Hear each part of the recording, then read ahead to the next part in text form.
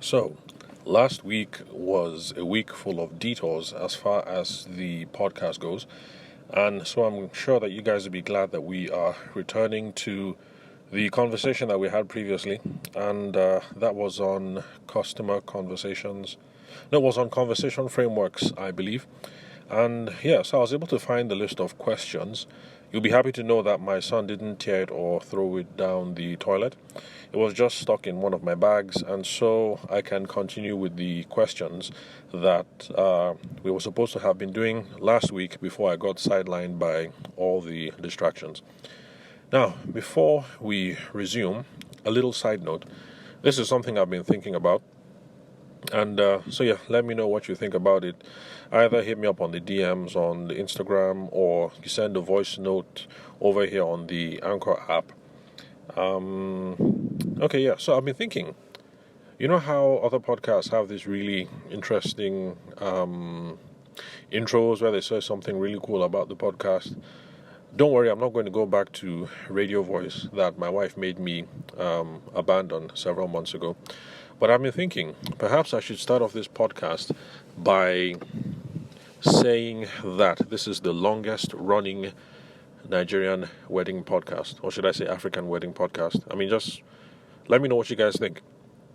And that's because while I was getting interviewed by Shay of Love Weddings, I had a look at the other podcasts that they were able to find. I did some snooping around, and maybe I'm a poor researcher, but as it is, I can't find any wedding podcast that has gone on for more than 1 year or that have done more than 10 episodes. So far, since we've been doing this for over a year and a half, and we're now definitely over 200 episodes, I think I have earned the right. I hope I'll still do some more research to say that this is Nigeria's longest running wedding industry related podcast. So, yeah, let me know what you think. Okay, so now that we've got that idle chat out of the way, I think before we got sidelined last week, we were on the whole question of what are the differences between a customer, a client, and a prospective client, and how do these differences inform the kind of conversations that we are going to have. So, for those of us here on the podcast, that is our chief consideration. So, why is it important? Why are the differences important? Because they determine the kind of conversations that we can have. So now we're going to look at conversations that you should be having with your customer and your client. So you remember that with our definitions, our common man definitions, the customer or the client is someone who has given you money once before, and you have reasonable prospects to believe that the person is going to give you some more money in the future for your product or your service. So, in other words, your customer, if you're a wedding photographer like I am, is someone who has given you money before to shoot the wedding. And the same if you are a wedding planner. If it's a much more corporate type of a business context, then people usually call them clients. But for the purpose of this podcast, we're going to use both terms interchangeably, customer or client. But the most important thing is they paid you money before to plan the wedding, to shoot the wedding, to bake the cake, to be the MC, to sew the dress or to procure the wedding dress. And there's a reasonable hope that they're going to give you money again in the future to either plan that bridal shower or shoot the baby shower or make the cake for the baby shower or procure the dresses for the baby shower. So I'm sure that you guys, I'm sure you get the gist. So that is who a customer and a client is for the purpose of the podcast. You will find that if you talk to people in much more specialized people who have much more specialized business knowledge, they would like to say that these definitions are not technically precise, and yes, that is the case. So this is just a working man's definition, a common man's definition. So now that we know who our customers are and who our clients are, what kind of conversation should we be having with them? Now, this is not an exhaustive list, but at the very least, you should be having relationship building conversations. you should be having customer success conversations, and you ought to be having need re-evaluation conversations. So let's go over that again.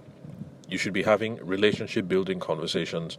You should be having customer success conversations, and you need to have need reevaluation conversations.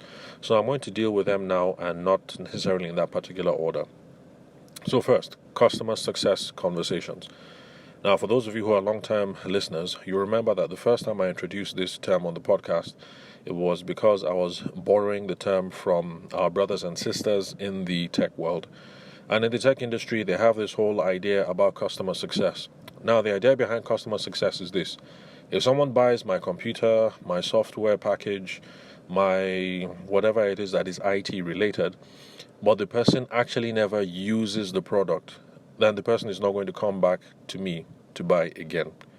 If the person buys the product, the hardware, the software, the whatever it is, and the person uses the product, but the person does not have a good experience with using the product, then the person is not going to come back to buy again in the future.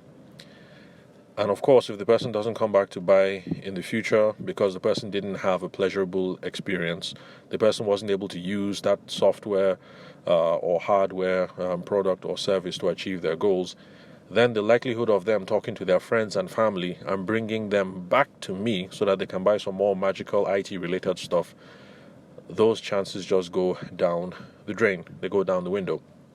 So, our brothers and sisters in the software and the IT and the startup space have this idea of customer success. And the idea behind it is that it's not just important to sell your software or your hardware. You need to make sure that the person actually does use it and that the person enjoys using it and was successful in achieving what goal it was that they wanted to do in the first place. So, you guys remember the time that I got hit up by someone who wanted to sell HR services.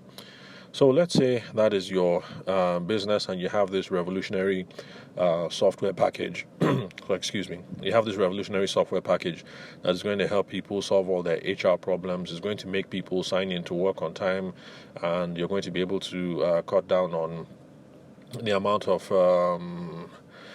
time that your employees and your employees and your staff, you're going to cut down on the time that they spend AWOL and not doing any office work. So let's say that that's what you sell. You're in the IT space. You have this revolutionary HR tool. Now, if I buy that tool because I want to make sure that my wedding photographers are doing their work, they're always on the job and, we're always on point, but I don't have a fine experience with that software, then I'm not going to recommend the software to anybody else, and I'm not going to come back to buy any add-on services or any add-on software or hardware that is needed to make my business run smoother. So for people in the IT space and in the software space, when they get me to buy that HR software, they are going to have a follow-up call in a few weeks, in a few months to say, oh, Mr. Yede, that HR software that you bought from us, how's it working for you? I hope it's working very well. And then I'm going to say, no, it's not working very well. It's a hassle because of this, and that. And the person is going to say, oh, I'm terribly sorry about that, sir. Can you let me know what in particular went wrong? And inevitably during the conversation, they might find out that I was missold the product, and they will apologize and try and get me the right product. Or they'll find that I didn't bother reading the instructions correctly, and that's why I didn't get the best out of it. And the person is going to walk me through how to set it up properly so that they can achieve the goal for the business, so that I am using the HR tool to effectively police my second shooters. Now, if they do that, and I come away from the relationship thinking, oh, these guys are really top-notch, they're really good, the software is nice, their customer service is on point, the next time I'm chilling with any of my friends, wedding planners or cake artists or whoever, and they have some problems that can be solved with HR software, guess what I'm going to say? I'm going to say, oh, you know what? I was talking with Chukudi the other day. He has this brilliant HR software. This is how it helped me improve my business. I think you guys should talk with him as well. So that's what people in the IT space do. They're concerned with customer success conversations, and the idea behind it is if the customer buys from us but they don't have a successful outcome, they're not going to come back. If they don't come back, we're losing revenue. If they don't come back, if they don't bring friends, family, and associates, we're losing revenue. So the whole idea behind customer success is to make sure that we guarantee the lifetime customer value and we have future cash flows coming in. So those are conversations that you need to be having. When you're done with the wedding, say, hey, Madam Bride, what's up? How you doing? How's the honeymoon? Hope you guys love the photos. Hope you love the albums. Hope you guys love the frames for the future. Is there anything that we could have done better? I hope you like the way we planned the wedding. I hope that the gazebo, this setup, all the ideas that we worked on, were able to bring your vision to mind when we're planning the wedding. I hope you guys love the wedding cake. Okay, well, for cake people, I'm not sure what kind of customer success questions you could ask, but we're all very creative people in this industry. So sit down, think about it. Even if you're the MC or you're the pyrotechnic person, come to think of it, I'm not sure what kind of questions pyro people could ask. Did the fireworks go off correctly? Anyway, I don't know. But bottom line, sit down, have a hard think about possible questions that you could ask, and we should be hitting up our customers. So it doesn't have to be immediately after the wedding, because let's face it, after the wedding they're burnt out, they're tired, the bride can't remember where her phone is, the groom doesn't want to answer any more questions. I mean, he's just fagged out, he's totally tired. So maybe after the honeymoon, it might be a couple of days, might be a couple of weeks, might be a month or two, but whatever time frame you choose, we ought to be having customer success conversations. And so remember, the whole point of them is to make sure that the bride and the groom, they come back. So they come back we're done with the wedding now. So next will be, what is next? Is it baby shower? Baby shower. Okay, yeah, we're done with the bridal shower. So after wedding will be baby shower, baby baptism, what else? Baptism party, first birthday, what else? Vow renewals. So there's lots of stuff. So customer success conversations, they increase the odds that Madam Bride and Oga Groom are going to come back for future business for us, and also will bring their friends and their family along.